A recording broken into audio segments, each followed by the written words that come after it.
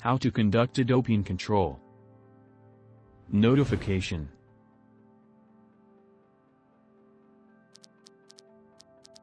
The notification of an athlete starts when the doping control officer initiates the notification of the selected athlete and ends when the athlete arrives at the doping control station. The DCO shall ensure no advance notice testing and the continuous observation of the athlete after notified.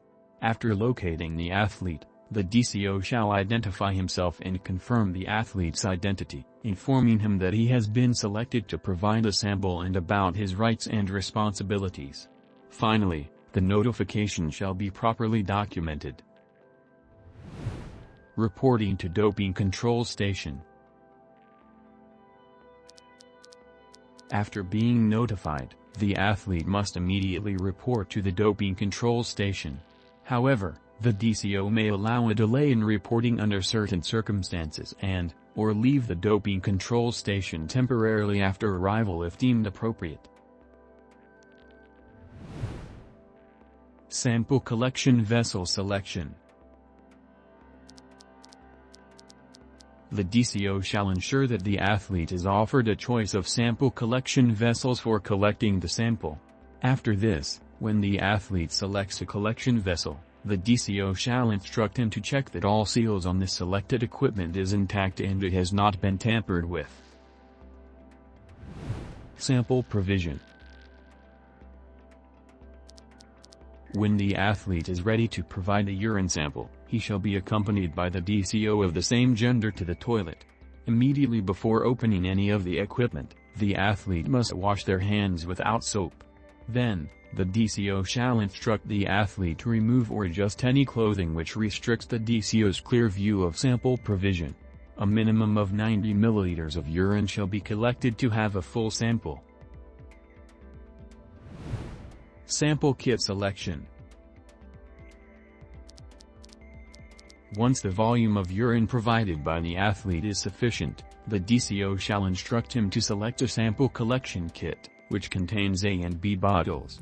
After this selection has been made, the DCO and the athlete shall check that the selected equipment is intact and it has not been tampered with, but also that all sample code numbers matching it is recorded accurately by the DCO on the doping control form. Sample splitting. First, the athlete shall pour the suitable volume of urine for analysis into the B bottle and then pour the remainder of the urine into the A bottle. After this, the DCO shall instruct the athlete to ensure that a small amount of urine is left in the collection vessel, explaining that this is to enable the DCO to test the residual urine afterwards. Sample sealing. The athlete shall seal the A and B bottles as directed by the DCO. After this, the DCO shall check, in full view of the athlete, that the bottles have been properly sealed. Specific gravity measurement. The DCO shall test the residual urine in the collection vessel to determine if the sample has a suitable specific gravity for analysis. This residual urine sample shall only be discarded when both the A and B bottles have been sealed and the residual urine has been tested. The athlete shall be given the option of witnessing the discarding of any residual urine that will not be sent for analysis. Doping control form completion.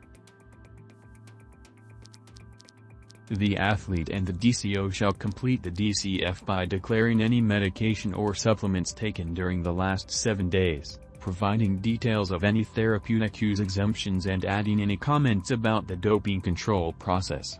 Then, the information on the doping control form shall be confirmed by both the athlete's and DCO's signatures, ensuring that the laboratory copy of the DCF does not contain any information that will identify the athlete. Finally, the athlete shall receive his copy of the DCF and leave the doping control station. Sample shipment.